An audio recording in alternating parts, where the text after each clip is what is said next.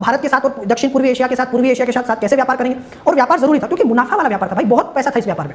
तो इन्हें एक ऐसा रास्ता चाहिए था जो कि यूरोप से सीधा भारत आ जाए। समझे आप? देखो अब इसमें कोई बीच में नहीं है, सीधा यूरोप से वो भारत आया।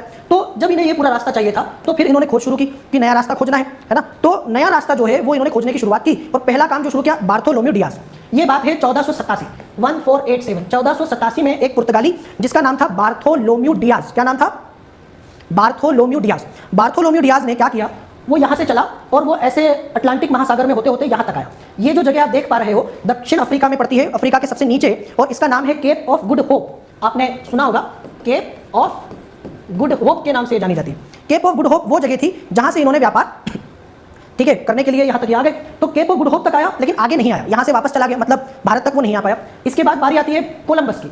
1492 में क्रिस्टोफर कोलंबस का नाम आपने सुना होगा। क्रिस्टोफर कोलंबस ने भी भारत को खोजने की शुरुआत की। हालांकि वो भारत नहीं आया और वो अमेरिका इस तरफ चला गया। वो इधर आने की जगह, क्योंकि पानी में रास्ता थोड़ा ना पता चलता है कि कहां जा रहा है, तो भारत आने की जगह अमेरिका चला गया।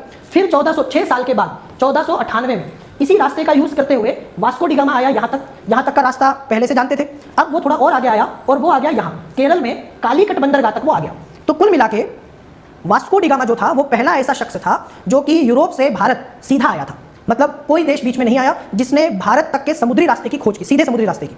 कई लोग बोलते हैं कि सर वास्को डी गामा को क्यों श्रेय दिया जाता है, जबकि वास्को डी गामा से तो पहले भी भारत लोग आते रहे, भारत की खोज तो बहुत साल पहले हो गई थी। तो वो सही है, वास्को डी गामा ने भारत की खोज नहीं की। भारत तो सदियों से लोगों को पता है भाई, भारत तो सदियों से दुनिया के जो है नक्शे पर चमक रहा है, सदियों से भारत जो है अपना व्यापार करता रहा है दुनिया के साथ। तो भारत के बारे में सबको पता था और भारत तक आने वाले रास्ते भी थे जो मैंने बताया, जिनका यूज हम लोग पहले करते थे।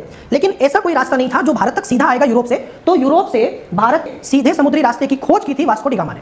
Is that clear?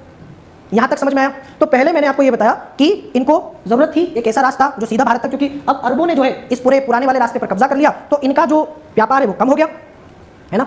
देखो इस चैनल पर लक्ष्मीकांत भी हो रही है। अगर आपने लक्ष्मीकांत के सेशन नहीं देखे तो अभी तक 6 सेशन हो गए, प्लीज उन सेशंस को भी देख डालिएगा। और अभी आज से ही स्पेक्ट्रम शुरू हुआ है, पहला सेशन है, तो अभी आपका स्पेक्ट्रम का कुछ छूटा नहीं है, तो इसको भी आगे वाले आने वाले सेशंस में डेली अटेंड करिएगा, कंटिन्यू करिएगा। तो ये पूरा माजरा आपके समझ में आ गया होगा कि किस प्रकार से वास्को डी गामा जो है वो भारत आया। और वास्को डी गामा के आने के पहले कोशिश कर चुका था कौन?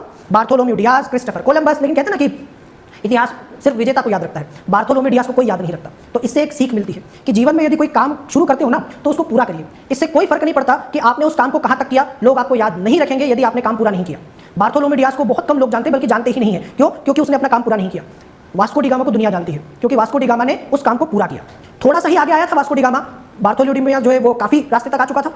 आप समझ में मेरी बात? छोटी सी सीख जो मैं आपको दे रहा हूं कि अगर आप चाहते हैं कि दुनिया आपको याद रखे या दुनिया आपकी तारीफ करे, दुनिया आपको सराहे, तो काम को कभी भी पूरा करिएगा, बीच में मत छोड़िएगा, नहीं तो कोई नहीं पूछेगा आपको। इससे फर्क नहीं पड़ता कि आपने कितने प्रीलिम्स निकाले, इससे फर्क नहीं पड़ता कि आपने कितने मेंस निकाले, कितने इंटरव्यू दिए। आप जब तक फाइनल सिलेक्ट नहीं होंगे तब तक आपको वो चीज नहीं मिलेगी जिसको आप पाना चाहते हैं, और तब तक दुनिया भी आपके लिए तालियां नहीं बजाएगी।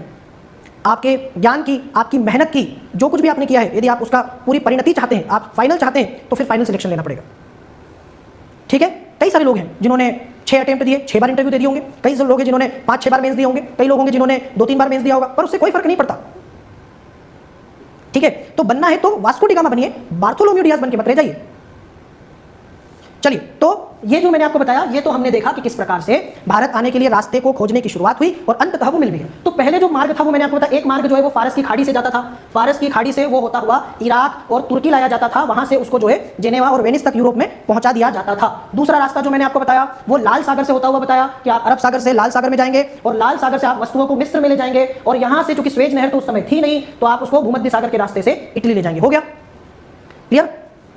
चलो, अब ये क्वेश्चन यहां पर पूछा है, किसने पूछा है मैं देख के बताता हूं। यहां एक क्वेश्चन पूछा है